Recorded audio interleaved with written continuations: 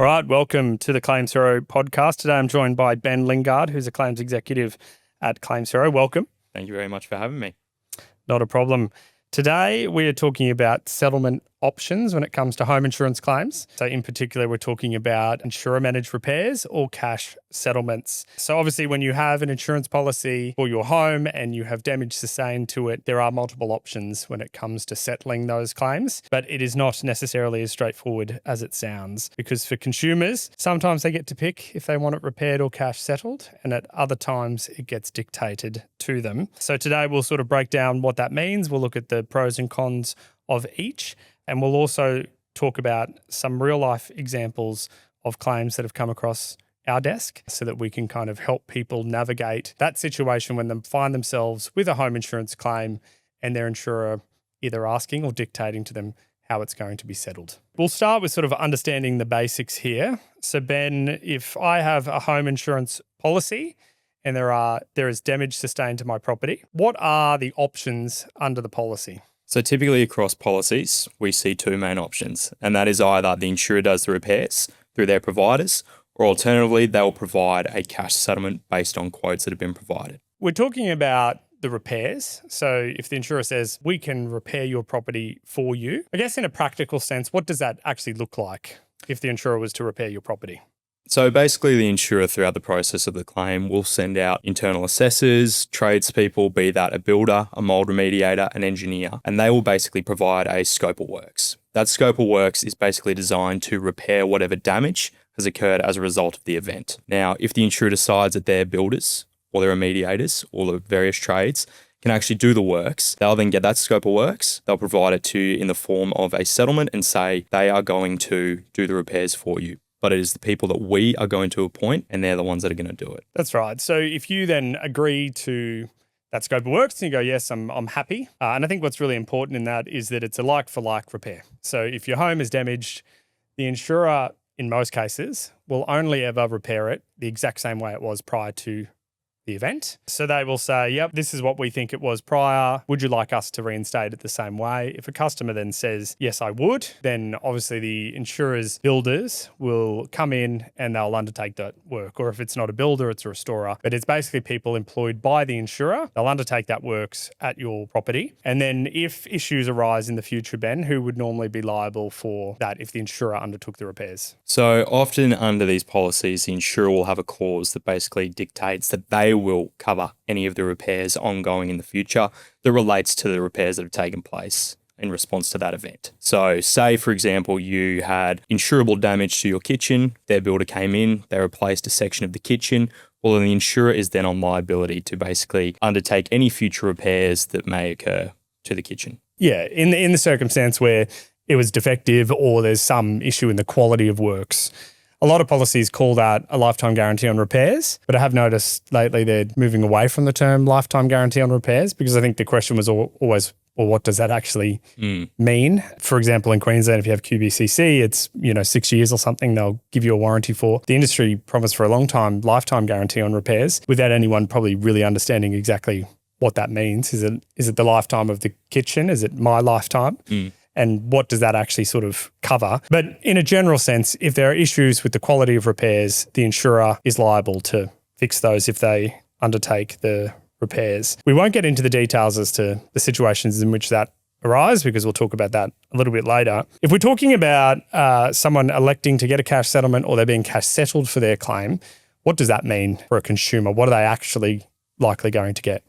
So when you're offered a cash settlement, the insurer will typically still, based on the quotes that have been obtained by their own providers, they will basically say to the insured, it is up to you to actually go away and get these done yourself. Our providers, our trades, they're not going to do the works, but here is an allotment of money that we consider will be enough to get those works done. That's right. So it's, essentially whatever the cost of those repairs are, the insurer is going to cash settle that. And then a customer has to use that money, go get their own trades and undertake the repairs themselves. There's a whole heap of things that can go wrong in that process, which we will talk about shortly. If we're talking about the scenario in which an insurer is considering whether or not they will repair it, what are some of the scenarios that might happen which would mean that they don't want to repair someone's house. There may be instances where perhaps there are maintenance issues that are identified. Now, under a policy, an insured has the obligation to keep their home in a well-maintained condition. So when they're doing their assessment of the property following an event, they sometimes might identify that there are maintenance issues that perhaps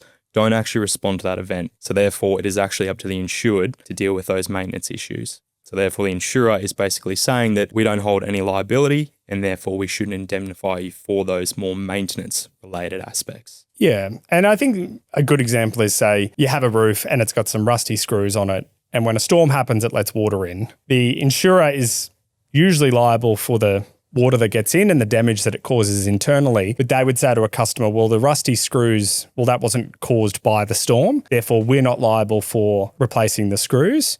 So in that circumstance, unless you replace those screws, we can't do the repairs, because if we did do the repairs, they'd just get damaged again in the next event. And I think that's what's important. In theory, that's how it should work, where they can't do the repairs because the maintenance issue will likely cause whatever repairs they're doing to become damaged again, because they're saying, oh, well, we can't give you a lifetime guarantee on repairs because it's going to get damaged because of some maintenance issue. In practice, though, what we see is, sometimes it's those maintenance issues are not as straightforward as that. I mean, we've seen plenty of examples where they're saying, oh, the maintenance issue is you've got to paint your roof. And it's kind of like, well, what does painting your roof have to do with the damage that's being caused by a burst flexi hose? And I think the reality that consumers need to be aware of is that sometimes there are other motivators which might be causing the insurer to point out potential maintenance issues because they don't want to undertake the works. And one of the things that we see is after a natural disaster, you have panel builders, national panel builders. They go around to the insurers. They say, look, we can repair all your customers' homes. If there's disasters, we can definitely manage the amount of work that you'll need us to undertake. But the reality is when you have significant natural disasters, these builders are under enormous pressure, and the building industry more broadly is under enormous pressure. So all of the resources that would otherwise be available to potentially, they could bring in to do the works, well, then suddenly they're also being used by other companies. So they don't have the capacity necessarily to do the works, which means these builders will often start to say, we don't actually want some of these jobs. And what I think happens is they start to raise maintenance issues, because then they can say to the insurer, well, look, we can't warrant the repairs on this one because of these maintenance issues. Therefore, you need to cash settle. It's not us just saying we don't have capacity to undertake the works. So I think it's a really important thing for consumers to understand that when maintenance issues are being raised, you need to actually validate that there are in fact maintenance issues. And what I say to consumers is that if the insurer is not clearly pointing to some Australian standard or some product standard which shows that it's non-compliant with that standard, a lot of the time they say, oh, your gutters are too small. But it's like, but if your gutters are to code and it was actually just the storm that was so severe that caused them to overflow, well, you don't technically need to go update your gutters or improve them because they're already compliant with the relevant codes and standards. The insurers will often raise things that aren't maintenance issues. And the real problem is that we see consumers go and spend thousands of dollars on repairing some of these so-called maintenance issues just to later find out that they weren't required in that process. So I think if the insurer is raising maintenance issues and saying we have to cash settle the claim, for consumers, you just need to take a really critical look at what are those maintenance issues. One, before you go and do them, and two, before you necessarily accept that the insurer can't actually do the repairs. Because for a lot of people, obviously doing repairs, and we'll get to this, it is a good option for them, and maybe doing them yourself can cause a lot of stress to certain individuals. So I think the other ones that come to mind for me, and we see it a lot when people come to us, is that sometimes there is just a breakdown in relationship between the insurer and a customer. And do you want to talk about, that sort of scenario and how that arises and then why that could make it quite difficult for the repairs to be undertaken? Yeah, absolutely. I mean, I think everyone who has had an insurance claim knows that it can become a little bit adversarial. Sometimes a relationship breaks down through a lack of communication. People that have insurance claims, they're often busy running their own lives. So they really do expect that the insurer is there to kind of just manage everything seamlessly. And look, sometimes it's not at the fault of the insurer. They also handle a very large volume of claims as well. So whilst your claim is incredibly important to yourself, the insurer is dealing with quite a lot of claims as well. So naturally, there does become a bit of friction between the insured and the insurer. And over time, that does start to wear down that relationship, like with any relationship in your life. So by the time that you've kind of gone through that claim process, you've had multiple assessments, you've had multiple people come out to your house. And look, I think we've all had trades and, come out to properties and they have a window of time that they're meant to turn up in. And sometimes that doesn't happen. it does start to sort of fray that reliability on these people who are, invariably going to end up doing the repairs on your property as your major asset. So I think by the time that they actually get to the point of, okay, we're going to come out and we're going to do the repairs at your property, you may have had a pretty bad experience at that point. So by the time that they're out on site and knowing that, they are kind of running their own show, they're kind of operating as an agent of the insurer, they're not working for you. So there is a little bit of, push and pull relationship between yourself and the builder. And at that point, sometimes insurers just go, you know what, I've had enough. I don't want these people actually doing these repairs on my property anymore. And at that point, it is really difficult to try and then manage, okay, do they continue to do the repairs?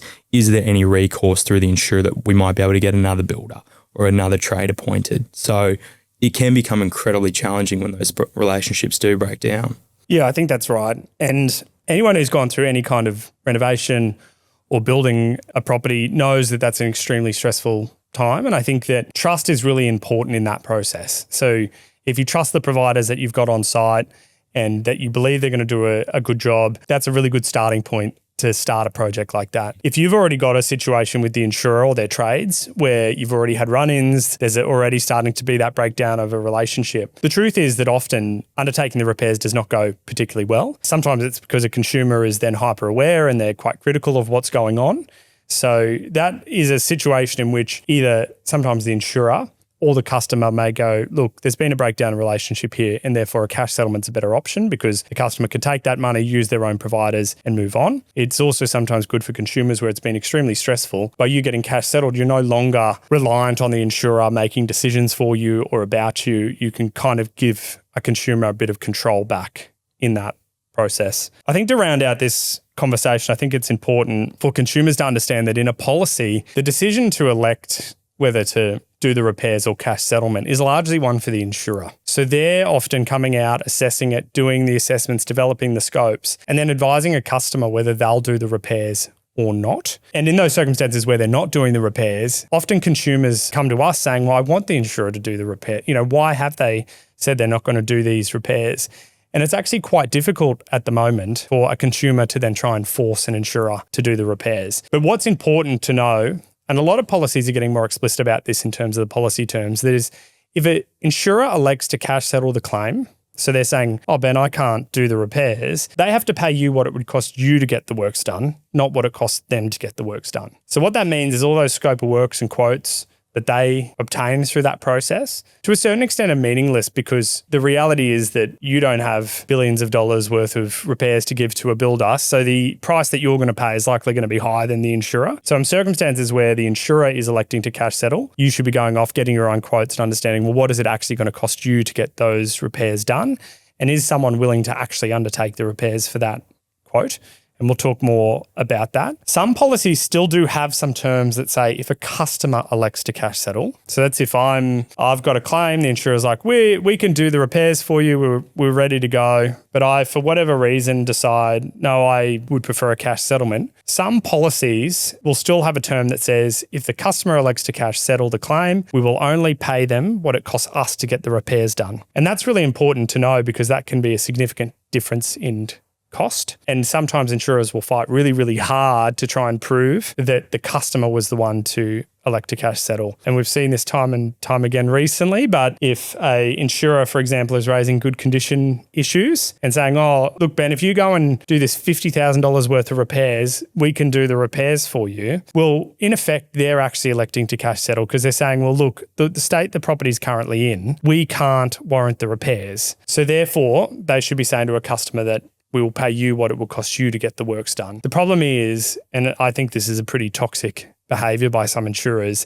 they essentially use that to coerce a customer into electing, where they say, oh, do the $50,000 and we'll cover the $5,000 worth of repairs. And you're like, well, I don't have $50,000. And they're like, oh, well, what are you going to do? And then it's like a customer naturally goes, well, I'll just get cash settled. And they go, oh, gotcha. Therefore, we're only paying you what it costs us. Here's the small amount of money that we're putting towards it. And I think it's important in those circumstances that you can challenge that, you can make a complaint and you can go to AFCA. So don't accept that from those insurers. And for those insurers that might be listening, change your policy because it's not fair to consumers. Because as we've discussed, when an insurer cash settles a claim, they get a lot of savings out of that. One, they don't have to give this lifetime guarantee on repairs. But two, they don't need to manage that repair process either. They don't need to deal with any complaints that might arise through that process. So they get this massive saving from cash settling a customer. So why they then think that that benefit should be in their favour when the customer then picks up a lot of the risks at that point is really not okay. So I think for consumers, it's when you find yourself in this situation, read your policy, understand what those terms are, and then make sure that you're not electing to cash settle really quickly without first seeing potentially,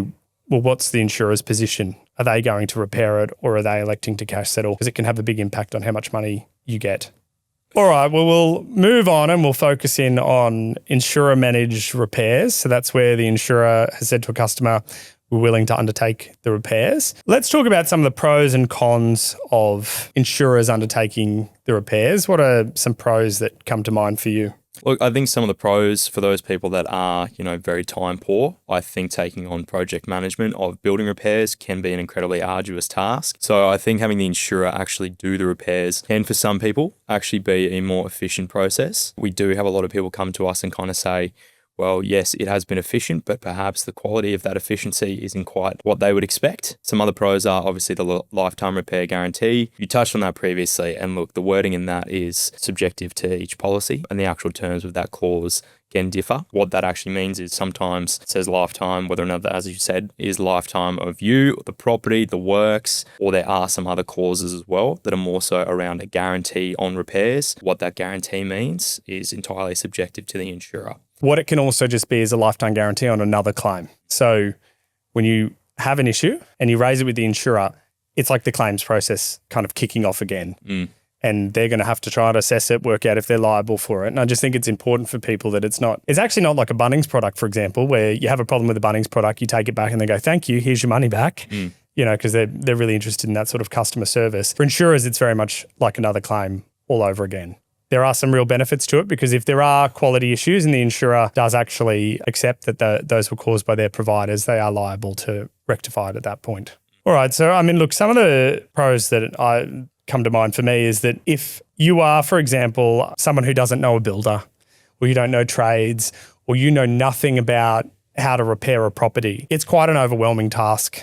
So if you're in that situation where you're like, I don't know any builders, I don't know any trades, well, then you wouldn't want to accept a cash settlement because you're then going to have to manage that process and you do still have to obviously get the repairs done. In a scenario like that, the insurer will at least put you in contact with a builder and they'll undertake those repairs for you. So that can be a real benefit. The other benefit is that when they undertake the repairs, their builder will do a scope of works. It's important to know that often they take 15 minutes to produce so that they're often highly inaccurate. So if the builder actually undertakes the repairs, they can then be submitting variations through that process. So the insurer can then be going, okay, yes, that should have been included as well. As they progress, they can be doing those additional items. The downside is that you have a situation in which it then goes back to the insurer to accept that, and that can cause some delays in that process. So I think the other one that I would mention is that if it involves structural damage, so if you had a really bad leak and it's causing your property to move and it's accepted that there's been some structural movement, a lot of the time the repair methodologies the insurer is proposing are quite superficial at times. So you want to be sure that if it continues to move in the future, you can go back to the insurer and say, look, it's continuing to move. You need to come back out and look at it. So if your property has some kind of structural movement, I think that lifetime guarantee on repairs is quite valuable in that circumstance, assuming the insurer comes to the table when you do go back to them. And the final one would be that when they're undertaking the repairs, it often means that you don't need to necessarily calculate all those other policy benefits up front because you might be in alternate accommodation and the insurer is likely going to keep, for example, extending that while the repairs are ongoing, because it's largely they're in control of the repairs at that point. If you are cash settling things, a lot of these things need to be tried and worked out upfront and calculated so that you can get a fair cash settlement. When the repairs are actually being undertaken by the insurer, you don't necessarily need to do that upfront because it'll be worked out as the claim progresses.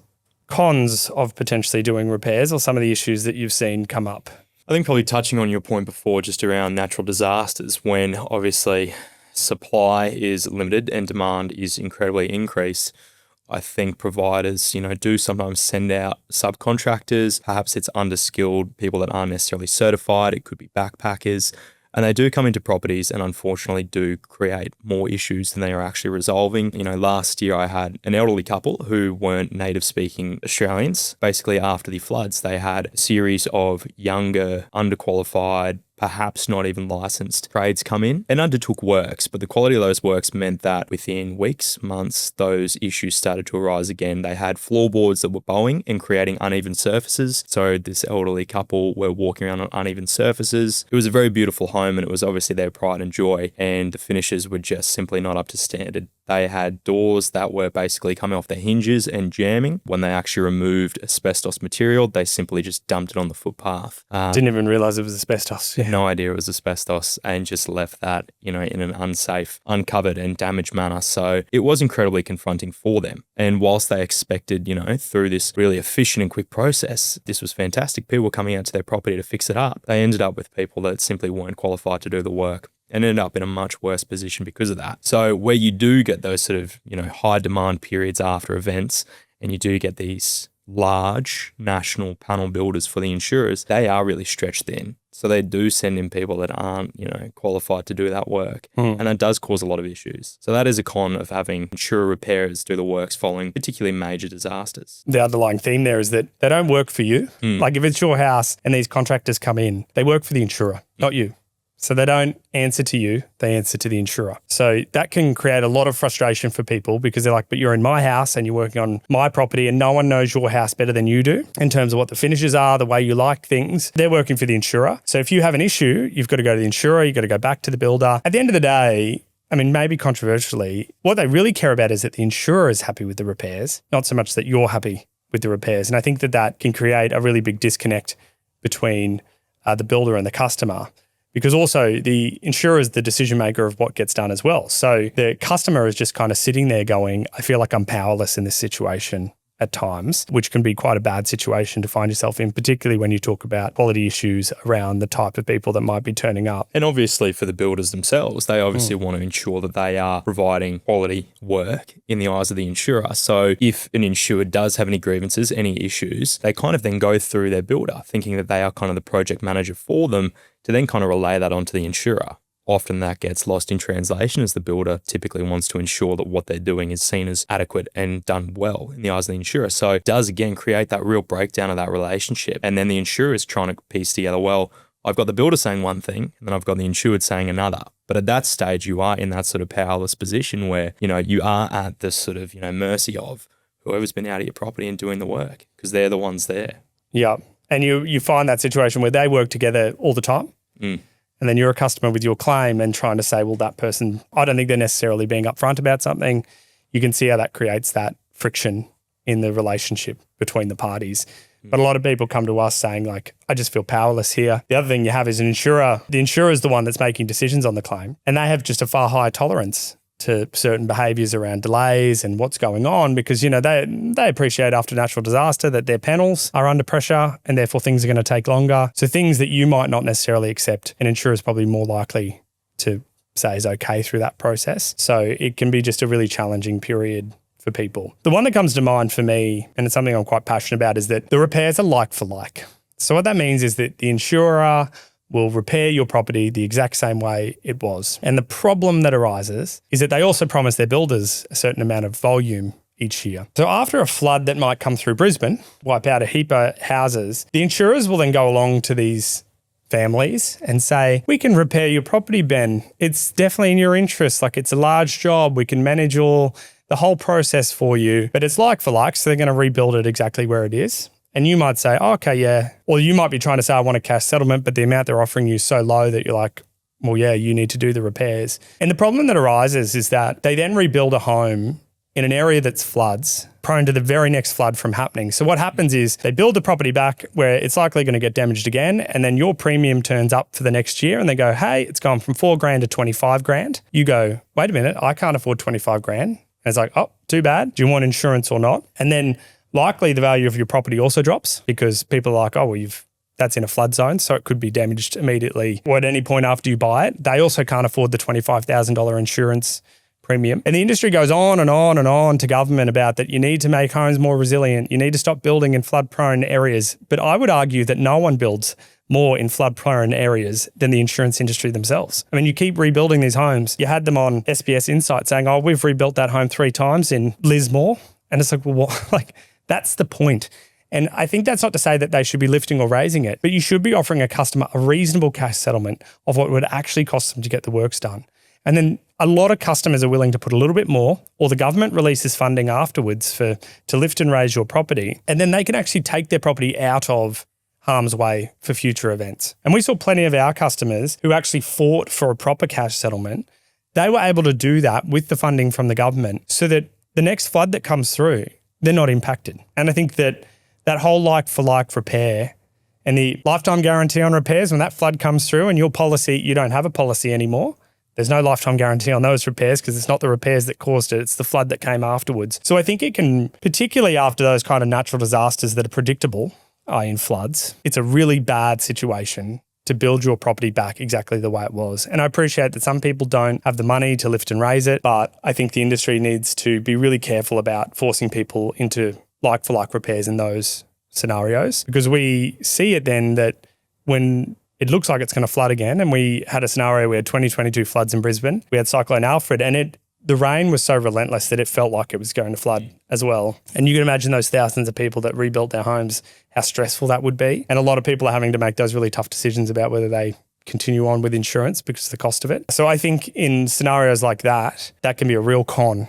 if your property is repaired and put back in harm's way after like a flood, for example. So, I mean, after your property is damaged and and the insurer's undertaking the repairs, we do see that people often will identify quality issues with the repairs.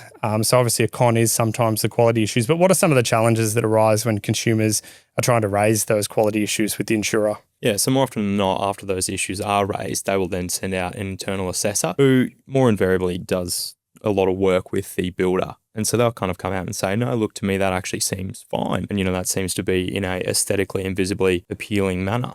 But perhaps, for the insured who has actually been there to witness the process, witness the build, they've actually seen what has actually gone into doing that repair. And they will then raise a complaint and say, look, I don't believe that has been done to a proper standard or perhaps these standards. So when they raise that with the insurer and they send out their internal assessors, it becomes a sort of gaslighting sort of behaviour of, well, you're not a trade, you're not an expert, so, our builder is the expert. If they believe that they've done it right, well, then they've done it right. And the insured does sort of feel powerless in that sort of discussion where, as I said, they may have witnessed it and they don't believe that it's been done to an appropriate standard. It does become very much in favour of the insurer's builder, their trade. They kind of hold the power in that situation, and the insured is really left in the lurch. You were put in a very difficult situation when you're not necessarily educated about building materials and everything, because these providers can turn up on site and we've seen plenty of scenarios where they're a bit aggressive or there might be a bit of bullying of a customer to be like, you don't know what you're talking about, that's totally fine. And for me, what I've had to really reconcile is to understand why that occurs. And I think some of the reasons are, the only thing they can really do is control cost. So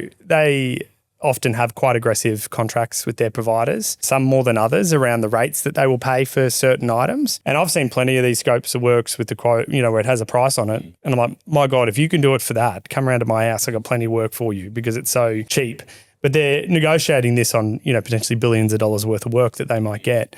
So the provider is often not making a lot of money on the job. And when the insurer gives a lifetime guarantee on repairs, the other probably little secret of the industry is the insurer actually makes the builder give the lifetime guarantee on repairs. So you will have a situation where the builder's not making much money on it. They have to give a lifetime guarantee on repairs. So when you've got them in your house and you're saying, hey, there's a problem with the repairs you did, what they're potentially looking at is going, I'm going to be liable for the cost of those repairs. People are not generally very good at admitting they make mistakes, particularly if it's going to cost them money. And this is where the lifetime guarantee on repairs becomes a massive problem. Is you'll have a roof replaced, you'll say the roof's leaking, their contracts with the builders will say you've got to give a lifetime guarantee on repairs, you've got the first right of repair if there's a problem. So they'll send that same roofer out to check the quality of his own work, because that always works well. He goes up there, says, oh no, nothing to see here. And then 3 years later, we get involved because the house is full of mold, and it turns out that there was a leak the entire time. They were trying to put silicone in to stop it. Years later, a different provider comes out, says the original works were completely defective, but now you've got a house that's destroyed. And I think it's where, that scenario happens time and time again. And so often we see a lot of issues arise where customers are raising legitimate issues with the repairs and they're getting gaslit by the providers, by the insurer, by other experts that come out. And a lot of the time, the customers do know their property. They've got photos, they've got all the objective evidence to show it. But unfortunately, it's just a really challenging time to get them to admit it. And that can then mean either extended periods where you're out of your home. It could be where you're living in a home that may not be safe, be it because there's trip hazards or it's full of mold and there's health impacts to your family. And I think that you need to just be really mindful that if there are issues arising in that rebuild, that you raise it really early with the insurer and you try to deal with it, where Australians are actually pretty laid back, and it's a pro and a con for Australians because we go, oh, she'll be right, like they'll fix it eventually, but sometimes they don't. And if you leave it right to the end, actually repairing it or fixing the issue becomes a lot bigger because you might have to strip back a lot more to get to what may be causing the issue. So watch it very closely. So don't go, the insurer's doing it, hands off, not paying any attention, because I think that's where you can really run into some trouble later on in that process. The final one that I'd probably talk about is that you lose an enormous amount of control in that process. So from delays to the material selection to any changes at all you can't make because it's like for like. So it's going back the exact same way it was. Now, some insurance providers might make some minor changes, but as a general rule, then they don't agree to that very often because it requires them to have a contract with the insurer and the customer directly. So if you've had a really big event happen like a flood and you want to lift and raise it, I mean, that is the best time to renovate your house, like not in a way that's unethical. It's just that if you have certain walls that you want to take out or you want to change the finish to your kitchen and add some money to the payout that you might get, that is a really good time to do it. And if you go with the insurer, a lot of people, as the repairs are happening, you see it when you look back through the file and they start wanting to, oh, could I just change that vanity or could I change the bathroom or is there any chance I could put a shower in that location? And the reality is in that process, that becomes very difficult to do. As a result of doing that, you can also uncover maybe things that aren't related to the event. So as soon as you go outside that scope and you find some issue that comes up, then you're going to be liable for the costs of that. So there's all these reasons why the builders don't really want to go out of the agreed scope with the insurer. And I think it can be quite frustrating for people, particularly if they're seeing that some fixtures and finishes are going back in, it might not be like for like. Then trying to get the insurer to acknowledge that is very difficult after the fact. So if you're thinking you might want to make some changes or you're thinking that you want to have some control over that process or you're very detail oriented, it is probably a con sometimes to have the insurers, builders do the works for you. So I think another con of potentially having the insurer do the repairs is sometimes builders will actually subcontract out their work. So despite it being their scope of works, there may be inherent specialties within that scope that perhaps they go, look, it actually may be cheaper if we subcontract this out. So therefore they then bring in other people that aren't necessarily part of their building group. And, you know, the quality of works then becomes a massive issue because it's not necessarily, you know, under that builder's, you know, liability. And all of a sudden they are no longer the appointed builder of the insurer. So you could have multiple subcontracts on a property doing these repair works, which can A, directly really impact the quality of the works, but B, if you actually then, you know, seek a recourse as to defective works, it then becomes a much more complicated issue to raise with the insurer. Yeah, I think that's right. And when a builder's already not making a large margin and then they're subcontracting it, it's likely that person's making a smaller margin. I mean, one of the things I always say is that, like, if people are doing work on my house, I want them to at least be being paid well enough that they want to be there and they want to do a good job for me. So I think when that scenario happens, it can get pretty tough. And then when issues do arise, it's this maze of trying to work out, well, who was actually on site and who did that. It's also quite hard for you to keep track of who's turning up to your property during that period. And we've had some bad examples of, you know, where people were unlicensed or where someone's house was vandalized and then you couldn't even work out who it was because so many people had the key to the property. Breakdown in communication. It's like, well, who's turning up now? Is it someone from the company that I anticipate and expected to come out, or is it a subcontractor who perhaps is late, early, has been given keys, has never seen the property before, they remove something they shouldn't have, take something off site they shouldn't have? It all becomes incredibly complicated and complex. And I think what I touched on earlier was that the lifetime guarantee on repair is great, but it's really a lifetime guarantee on another claim. So if an issue does arise, you know, particularly if you're talking a year or two after repairs and you raise that with the insurer, it is another claim essentially where they're going to send people out, they're going to do assessments. As I mentioned, probably the exact same person who did the repairs is going to come out. You're then going to have to explain to them, well, I think there's a quality issue with these repairs. That process naturally works through the same as a claim. So if you found the first claim stressful or you didn't feel like the insurer was responsive initially, then the subsequent lifetime guarantee on repairs is probably a guarantee of similar behaviour. So just be really mindful of that relationship with the insurer, whether you trust them, whether you trust the builders that you have engaged, because the lifetime guarantee on repairs, which I think is the main reason you would get an insurer to do it, if you don't trust that's going to be there when you need it, well then you're making probably a lot of compromises for something that is probably not necessarily going to add a lot of value to you if they come and say that's a pre-existing maintenance, not related, or they do dodgy repairs to try and fix the repairs that should have been done properly in the first place. We've done the insurer managed repairs. We might move on to cash settlements. And we might talk about the pros and cons of that, and then we'll get into a little bit about if you are getting cash settled or you're requesting cash settlement, some of the things you need to look at to make sure you get a sufficient amount. But if you're thinking about the pros of a cash settlement, what are some of the ones that come to mind for you?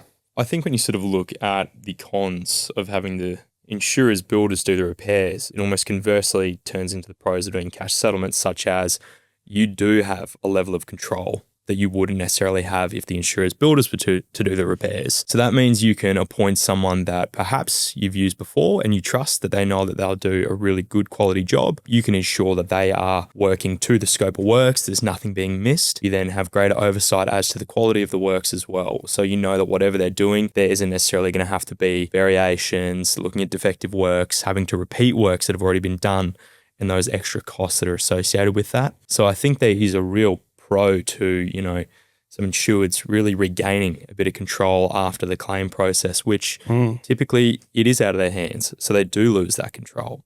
I think for them to actually regain a bit of that control, it's not only quite empowering for them, but it also just ensures that they're confident moving forward that, the outcome of that is that they are going to have a home that's in more of a pre-loss condition and they're comfortable with what's going on.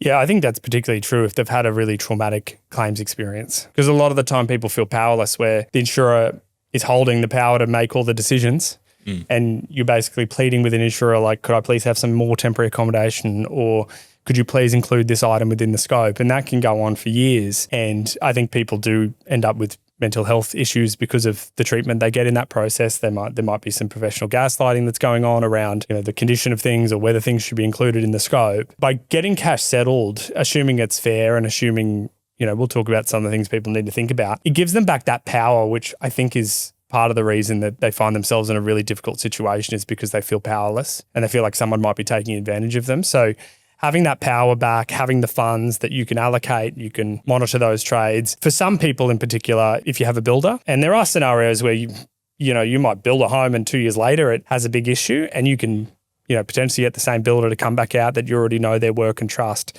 It can be quite a good option in those scenarios. I think going back to just that sort of, point on empowering, I think, a lot of people have, when I've spoken to clients or, lead inquiries, one of the big things they say is going to the insurer to request additional things, such as a top-up of temporary accommodation, because some insurers might provide it 2 weeks at a time, 4 weeks at a time. When you're busy and life gets away from you, that time really disappears very quickly. So for them to kind of have to consistently go back to the insurer, request these things, they actually often say to me that they feel like they're made out to be a fraud, like they're just trying to cash grab and they're trying to get this money out of the insurer. So they're really put in the hot seat. And really all they're trying to do is just ensure that their family can remain in a safe and livable situation where they don't have to worry about the health of their kids themselves. If they have, pre-existing health issues, they're in a moldy, damp environment, they do really feel like the insurer does kind of scrutinize over it as if they're being fraud. Oh, for sure. And if you, like I'd say to those insurers, they treat them, if they're in an Airbnb and they're in their own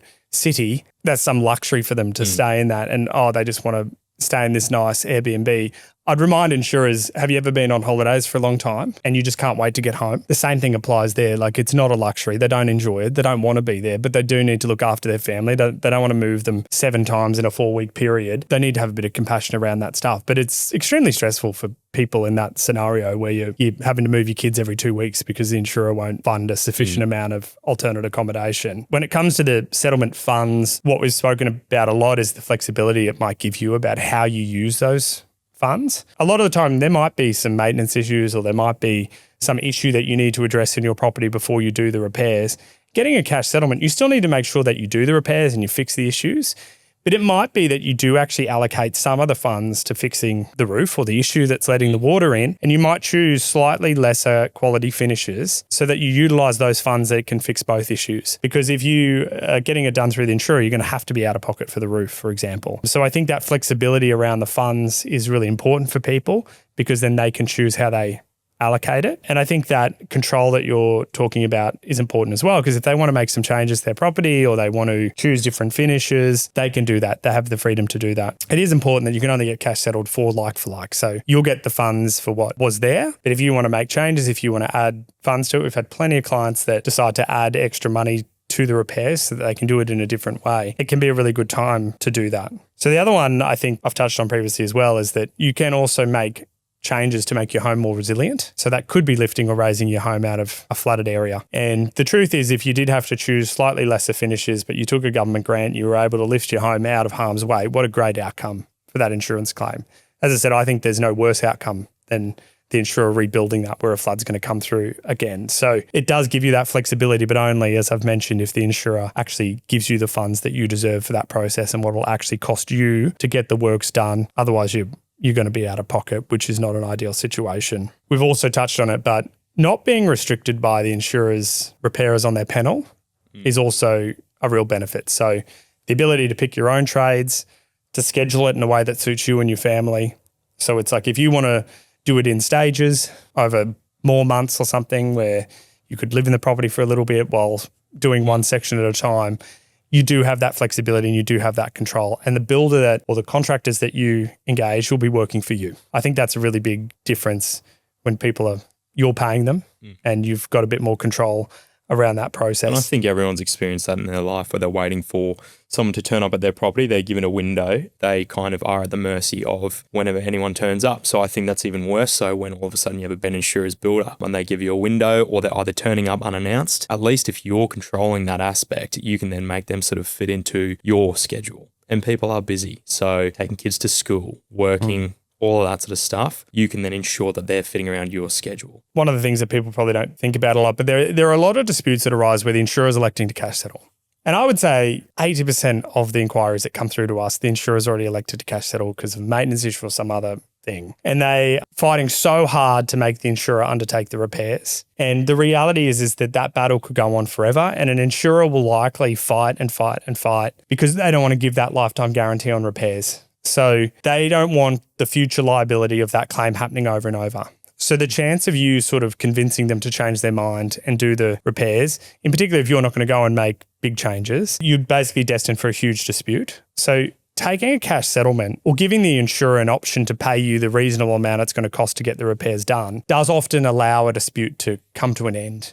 Because for an insurer, it gives them an out. And I think that's important for consumers when you have a dispute, is to give the insurer an out, as in, if you pay me this much money, or if you do this, then my claim will be resolved, you're far more likely to get an outcome. But if you're saying, I want you to repair my property, well, then that is going to go on for an extended amount of time. You might lose at AFCA and you're still going to get cash settled for it. So if an insurer is really, set on wanting to cash settle the claim, you need to put your energy into getting quotes, making sure that you're getting a sufficient amount from the insurer. At least then the claim is going to end. And to your point, the stress associated with an ongoing claim is a lot. You're powerless. This gives you some power back if you cash settle it. Ironically, when you actually show the insurer how much it's going to cost, it's amazing how often they decide, actually, you know what? Maybe we could do the repairs ourselves. So as I said, I think for people who find themselves in that situation, you can just make sure that the insurer is going to pay you a sufficient amount to get the repairs done. It is a good way to potentially resolve disputes. Now, AFCA's recent consultation paper alluded to the fact that they might push insurers into doing the repairs. There are a lot of practicalities around that. I'm not sure where the consultation is going to end. I think there are certain circumstances where the insurers should 100% be forced to do the repairs, particularly when they're raising maintenance issues nowhere near where the area that needs repair or where they're not actual maintenance issues and they're not actual defects. In those circumstances, I think insurers should actually do the repairs for consumers, particularly when they're vulnerable or particularly when they don't have the capacity to actually do the repairs themselves. I do think that there should be a mechanism for AFCA to force the insurer to do those repairs. But again, it's like we spoke about earlier, it's like if you then have a builder that doesn't want to be there, are we going to end up in a good result? I'm not sure. And for consumers, these are the things they need to weigh up. Equally, particularly when it's not a natural disaster, like builders and contractors want the work.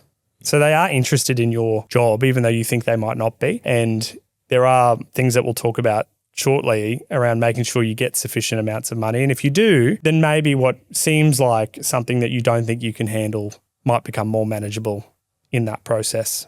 All right, we'll move on to the cons of taking a cash settlement.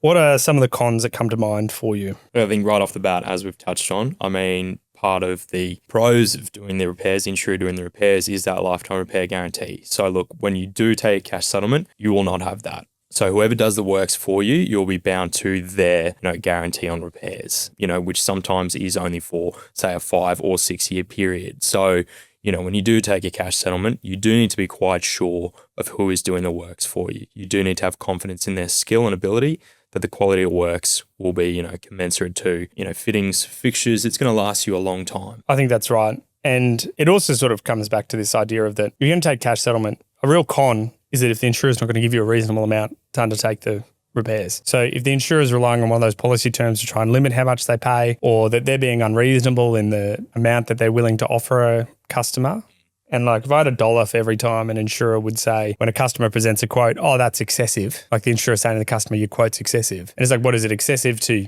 your quotes as an insurer? Of course it is. Like there's no benchmark for what something costs. What it costs is how much someone is willing to actually turn up and do that work. And the amount of time, if it's a smaller job or something, and builders are busy, they don't want that job. So it's naturally going to cost more.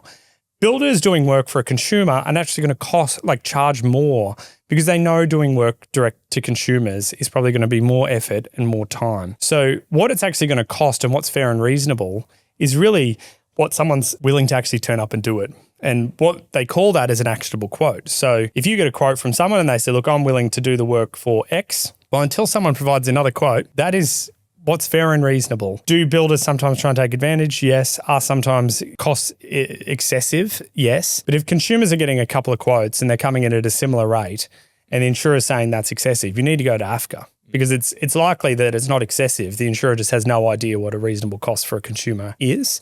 And I think that scenario happens all the time. And then by the time you get to AFCA look at it and go, well, the insurer's elected to cash settle. So you can't even, their quotes aren't actionable at that point because they're not willing to do the repairs. The only actionable quotes are the ones that the consumer has obtained in that process. And I think that's one of the biggest concerns for consumers is they're not actually explained that. They're not really told their rights in terms of a cash settlement. So they're being presented with a scope of works and a quote from an insurance provider, which naturally is going to be less than what is actually achievable on the private market. And so they're kind of being presented with this offer and they think, okay, well, there's potentially tens of thousands of dollars. I don't really know much about the, building industry. So perhaps that is right. Perhaps that is what it's worth. Then they're sort of, gently nudged into this settlement saying, this is great. You can go off and do those works now. And then they actually go to engage someone. And they don't realise that they probably should have gone and got some comparative quotes, gone and actually had a look at what those rates on the private market would be. And then all of a sudden, they've kind of resolved their claim. The insurer's dusted their hands, it's settled. And they just go, I've been provided money that's not even going to get me close to what's required. And look, I think that is something that we see day in, day out with, lead inquiries. We have people coming to us and say, look, my claim is accepted. Liability is accepted. There's no dispute there. But I now have this kind of allotment of cash, but I'm not going to be able to do even half the works. And you kind of say to them, well, did they explain to you that you should have gone and got comparative quotes, present them to them, and then actually sort of, talk about, well, what is an actionable quote? And that's what you should be, settled on. And they just go, no, I had no idea. Yeah. And that's a huge concern.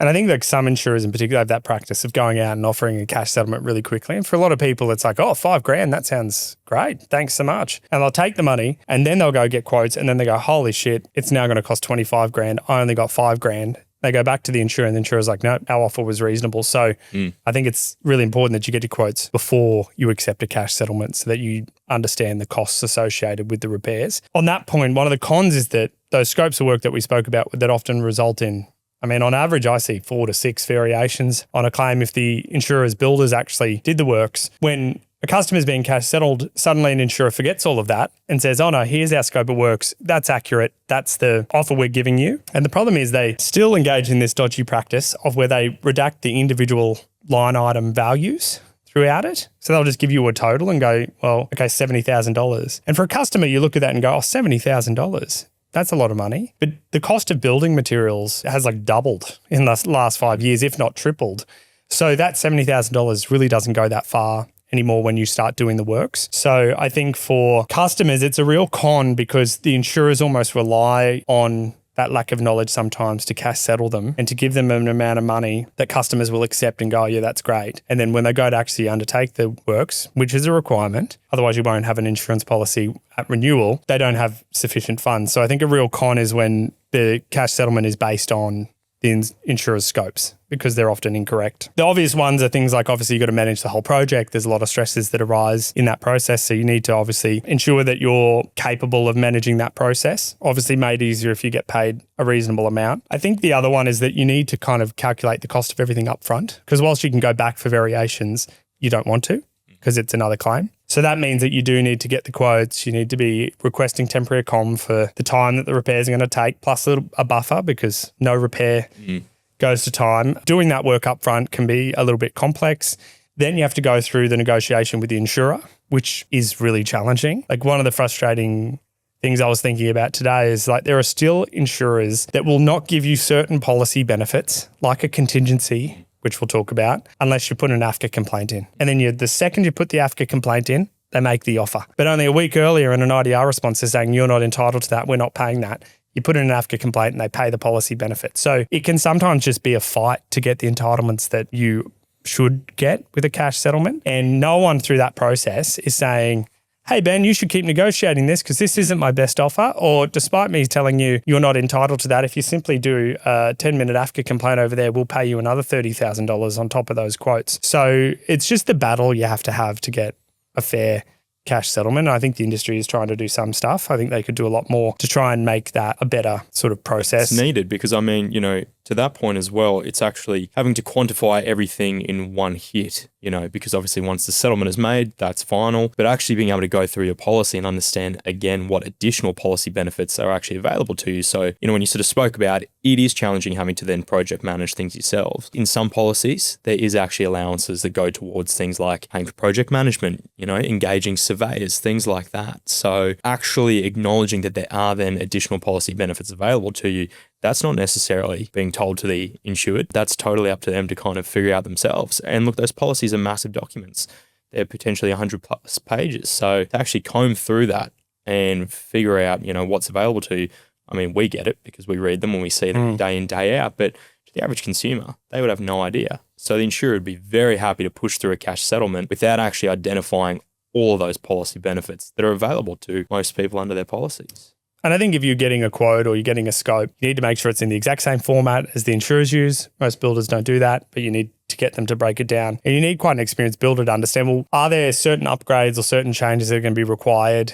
You know, if you had a code that didn't apply at the time, but when you rebuild it, it's got to be built to meet the new code. Most policies will cover the costs associated with doing that. So you just need to really read your policy, understand it, then make sure you're getting the quotes to back it up, but then also having the confidence to kind of see it through that process, and you're likely going to get a better outcome. I think the only other one I was going to say is that one of the things is when it's quite a complex rebuild, or as we mentioned earlier, like structural issues or things that may continue to deteriorate over time. That is where you need to really be thinking about, is it better that the insurer does that because of the lifetime guarantee on repairs? So that's like structural issues.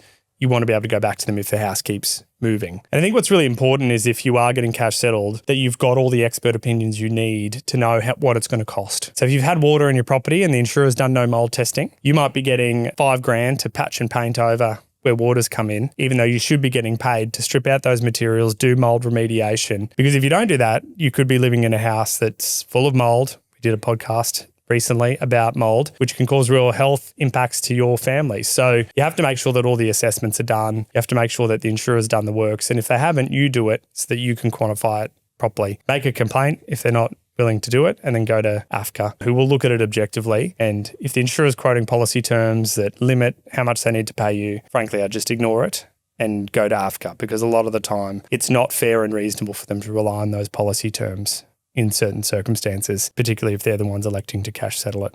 So I think one of the other cons is that there is that transferred risk that we talk about, where if the insurer does the repairs, lifetime guarantee on repairs, if a customer is getting cash settled, they take on the risk of if issues arise because of the repairs, but they also have to project manage it. They also take on the risk if there are variations that might come up in that process. So what AFCA tend to allow is what's called a contingency. And so this isn't a policy benefit. AFCA look at it and go, well, look, if you have a quote and there are the risk of variations or risk of increased costs, or that transferred risk means that a customer may need to incur additional costs in the future, they will allow between 5 to 30% on top of the quotes for contingencies.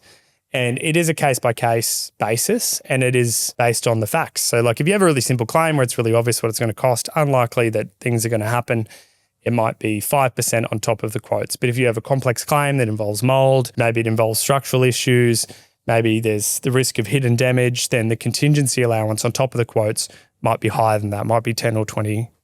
For consumers, they need to make sure that when they get cash settled, that they are getting an allowance for contingencies on top of the quotes. When you go, or when I see consumers go to insurers, they will say, oh, there's no entitlement to contingencies. There's no entitlement under the policy for contingencies. Therefore, you're not entitled to them. And for consumers, I can see how that's really confusing. And why you'd go, oh, okay, yeah, it's not in there.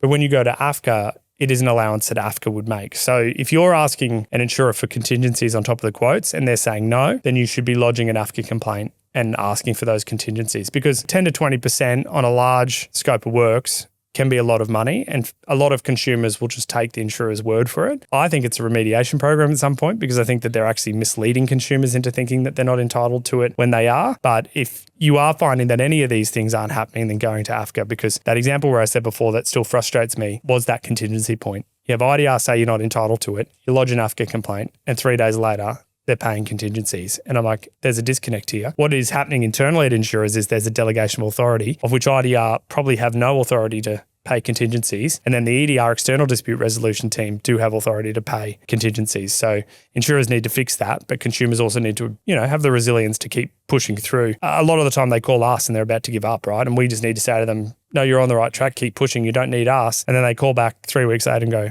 oh, that's settled, thanks so much. So yeah, there's a lot of these cons, which are actually the behavior of the insurer, that make it a con. Because if people could just get a fair settlement, then a lot of these issues wouldn't arise. And I think just for the benefit of any consumers that aren't familiar with a contingency and how it works, I often say to clients, like, a very practical example is, say, for a bathroom that's been water damaged and basically needs to be demolished and rebuilt. There's some complicating factors to that, including waterproofing and things like that. So there is a bit of variance that could happen in that rebuild. So say a bathroom repair is going to cost you $100,000. A contingency of, say, 20%, it's then 20% of that $100,000, $20,000. So you're actually then settled $120,000. With that 20 grand being a bit of a buffer for that transferred risk in that process. Yeah, that's right. And I think if there's something major missing, you can go back to the insurer, but that's a painful exercise, and you'll have to get quotes and evidence to show that that was missed in it. But if you do have an allowance for a contingency and it covers some of those costs, it just saves a lot of the back and forth that might arise later on in that process. And obviously see it all the time where like a wall looks great and you take it off and all the beams are crooked and it's been built in a non-compliant way, then those additional costs to make it compliant can add up over time. The other two things I was going to say, just to be mindful of, if the insurer requires you to sign a release and discharge, that's very different. You need to seek legal advice when that happens, because what they're actually doing is saying that you can't come back to us at a later date for additional costs potentially. So you need to get legal advice and just understand that in those circumstances, you really need to make sure that the offer you're getting is sufficient, because if increased costs happen in the future, you won't necessarily have that ability to come back. The other one is just around bank releases. When you get a cash settlement, if you have a mortgage on the property, your bank has an interest in your property,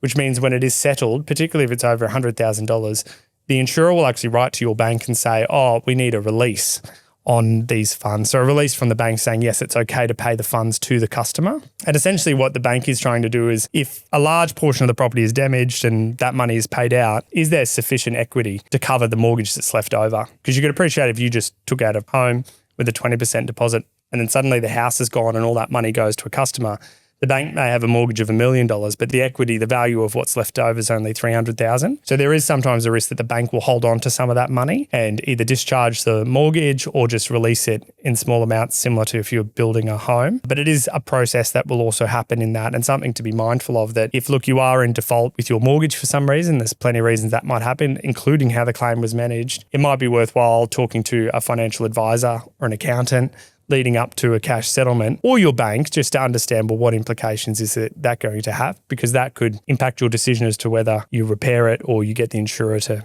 undertake it if that's going to cause some issues. But certainly something to talk to financial advisors about. All right, I think we have covered off a lot there, Ben. On this topic though, what's one example that sort of comes to mind for you where maybe a customer contacted you and they were in a bad situation where maybe they were in a dispute with the insurer about how much money was being offered? I guess either the outcome we were able to achieve or just talk through the process. I think honestly, as recently as yesterday, I spoke to a lead and look, she was very concerned that the offer that was being put in front of her as a cash settlement simply was not going to be enough. She knows a local builder. She had spoken to him at length since the event had occurred, and he had basically given a bit of a ballpark figure as to what he thought it might actually cost. Now, the insurer's gone away to their panel builder, a big national builder, and the quote has come back very, very low. And she is incredibly concerned that that's not going to be enough to actually repair her property. The scope itself as well is probably missing some really key and critical items. It was a claim where there was water ingress following a hailstorm. She's noted significant amounts of mould that's occurred as a result of that. The claim's accepted in full. Liability is not in dispute, but they haven't actually then done any assessments, any mould testing. They haven't got any of the relevant experts to come in, such as indoor environmental professional or a remediator, to actually come and review that and then put together a scope of works that'll then remediate the property and a builder can then repair the property. So it's missing really key bits of evidence. The scope is completely undercut, and the offer that they are then producing will ensure that she is absolutely going to be out of pocket for those works. I spoke to her at length and just sort of advised her, well, this is a cash settlement. There needs to be greater scrutiny around what is part of that cash settlement, what evidence has actually been provided to inform that cash settlement, and here are some of the things that, are definitely missing. So I provided a bit of an outline as to some of the steps that we might take in terms of ensuring that that cash settlement is appropriately quantified. And that's first and foremost ensuring that appropriate experts are out there, ensuring that, the ongoing risk of having a roof that has damage, there's continuing water to come in during rain events, ensuring that make safes are applied. So a roof tarp, internal make safes, be that dehumidifiers, air scrubbers for the mold, ensuring that mitigating, future damage risk, whilst also then quantifying, what will be an appropriate settlement for her. Yeah, I think that's right. And then obviously going through all the different policy benefits, making sure those claims are justified. I think contents people often overlook as well in that process. So making sure all of that stuff is quantified for the purpose of a cash settlement. There can be significant increases that people can have during that process. I think the one that comes to mind for me was more so an insurer that in my mind was being pretty unreasonable, and they were putting all of the claim related damage in maintenance letters and sending it to a customer and saying, oh, here's your house isn't in good condition. You need to go and fix all of these issues. And she fought it for 12 months, eventually came to us and said my house is significantly impacted by water ingress. They've put all this stuff in these maintenance letters. I've spent 20 grand trying to fix all of this stuff, and they're still just sending me more letters saying that it's non-compliant. They offered 10 grand. They then withdrew that offer paying 10 grand, and she was extremely stressed, single mother with young children. They still fought us for 8 months, but they overturned it and accepted that the damage that they put in those maintenance letters was actually claim-related damage. So it's a real lesson in a bit of resilience for people, but it does make a big difference when you can navigate that process and understand what should be included if an insurer is making a decision, but also then deciding whether to repair or cash settle. Ben, your final message on this topic for people, what would it be? I think in particular when a cash settlement is triggered by an insurer, you need to ensure that whatever quote that they are providing you with, you're also then given the opportunity to go out and actually seek your own quotes as well. The insurer will invariably try and settle you based on their quote, but as we know, if you go out into the private market with that amount of money, you are probably not going to be able to get those works done for that price. So you do really need to ensure that you are going out there, sourcing your own quotes and ensuring that those quotes are actually actionable as well. So whoever's providing them can do the works for you. Yeah, I think that's good. Mine would be actually for the industry, because they like to think that we force people into cash settlements when they contact us. But as I said, 80% of the time, if not more, the insurer's already elected to cash settle a customer. So what we're doing is helping them make sure that they have a sufficient amount of money to do the works. And for insurers, it's like, well, if you want to do the right thing and stop people coming to us, well, then maybe stopping this ridiculous practice of trying to undersettle people or offer really low ball cash settlements is probably the way they should go about doing it. For us, we talk just like we have today with consumers, And by the time they've contacted us, they're so frustrated and fed up with the insurer. The last thing they would want is to spend another 6 months with that insurer repairing their property. I think they need a little bit of self-reflection on what might be triggering customers to cash settle if they're electing. And it's certainly not us pushing them into it, but we are certainly interested in protecting their mental health. And if it is in their interests and they think that it's going to be a better outcome for them, which I'm more than comfortable to say most of the time it is, and it allows them to move on with their life, then it's the customer who's choosing to cash settle the claim. For consumers, information is key. Understand your policy and make sure you challenge your insurer. Ben, thank you for joining us. Thank you very much for having me.